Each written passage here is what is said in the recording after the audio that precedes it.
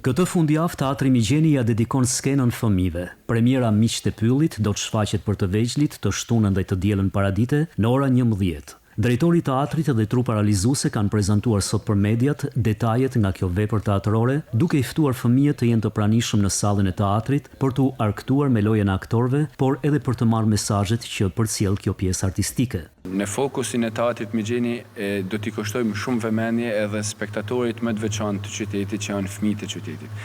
Dhe premiera e rallës është pikërisht për këtë, është shfaqja Miqtë e Pyllit, që është një premierë e vendosur në skenë me regjin nga Nikolin Ferketa dhe me tekst nga Diana Nenaj dhe me aktorë të mrekullueshëm të Teatrit Migjeni, dhe do jetë me datën 15 dhe 16 nëntor dhe pastaj javës tjetër vijon edhe për shkollat e qytetit. Fëmijët janë spektatori më i sinqert edhe spektatori të cilët na gjykojnë më mirë më.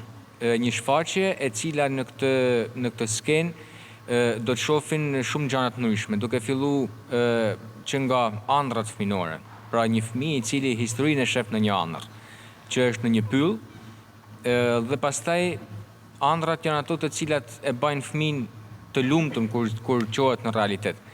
Është historia mes të mirës dhe të keqës, ku ne japim mesazhin që gjithmonë tek fëmijët dhe tek shpirti fëminor duhet që të ushqejmë atë çka është më e mira.